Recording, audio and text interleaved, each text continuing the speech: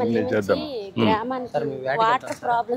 వేటకి వెళ్ళేటప్పుడు ఆ వేటని చేపలు స్టాక్ లేకపోవడం వల్ల ఏంటంటే కొన్ని చేపలు పాడైపోతాయి సార్. ఆ చేపల్ని కొనుక్కుంటారు సార్. కొనుక్కొని కొనుక్కుంటారా? ఉప్పు పెట్టేసి అమ్ముతారు సార్. ఉప్పు పెట్టేసి ఒక రోజు ఉంచేసి రెండు రోజుల పాటు ఎండబెడతారు సార్. ఎండబెట్టేసి అవి 2 రోజుల తర్వాత 4 రోజుల తర్వాత మళ్ళీ పట్టుకుంటూ వెళ్ళి విలేజ్ అంటే వెళ్ళి అమ్ముతారు సార్. అమ్మేసి ఏమ్మా ఏంటి బాగున్నారా? నీ పేరేంటి తల్లి? నీ పేరమ్మా? సీతమ్మ. నీ పేరమ్మా?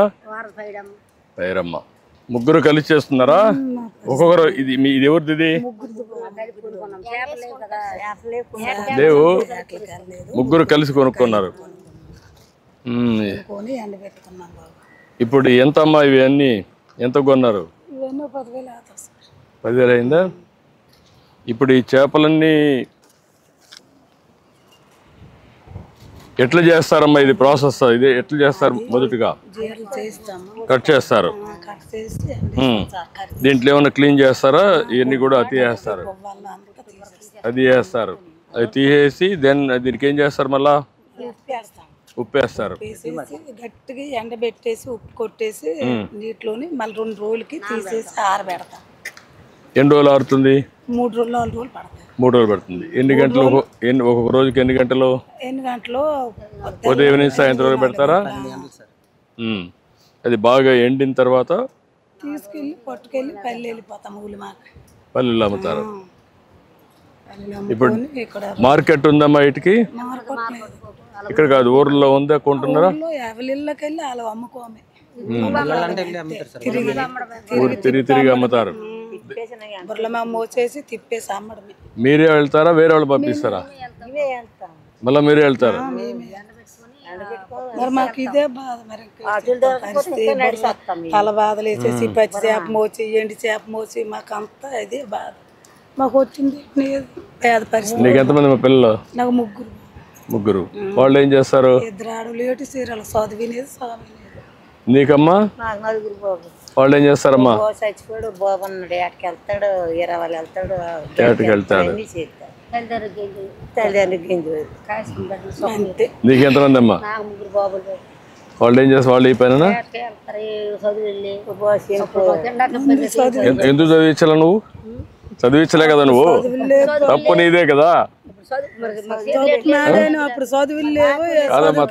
మామ తిరగబడు కొట్టి చదివించి ఉండాలి. మరి చదివిస్తున్నా పోయాను.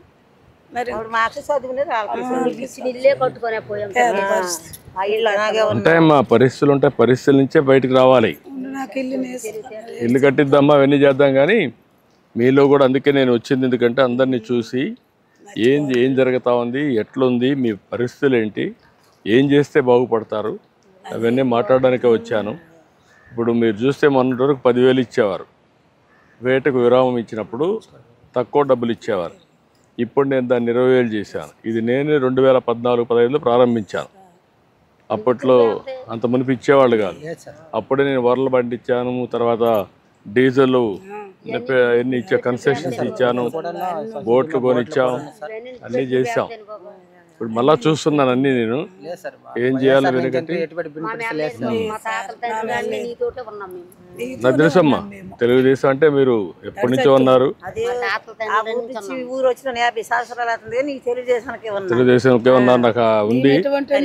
చేద్దామా. ఇప్పుడు ఈ ప్రభుత్వం మీ ప్రభుత్వం ఇది. అన్ని విషయాల్లో నేను శ్రద్ధ పెడతాను. నేను అక్కడి నుంచి రిలీజ్ చేయొచ్చు బటన్ నొక్కి కాదు. మిమ్మల్ని చూడాలి, మీ పరిస్థితులని అర్థం చేసుకోవాలి, ప్రభుత్వ యంత్రాంగాన్ని సిద్ధం చేయాలి, ఎట్లా మీ ఆదాయం పెంచాలి, ఏ విధంగా మీ జీవనోపాధి పెంచాలనో ఆలోచిస్తున్నా. చేద్దాం. ఇంకేం తల్లి? ఇంకేంటి? ఇల్లు కట్టిద్దామా? ఇల్లు కట్టిస్తాం.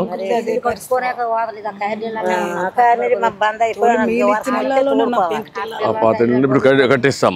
ఇళ్ళు అన్ని కట్టిద్దాం. మీరు ధైర్యంగా ఉండండి. చేద్దాం. మంచిదమ్మా. నమస్కారమ్మా.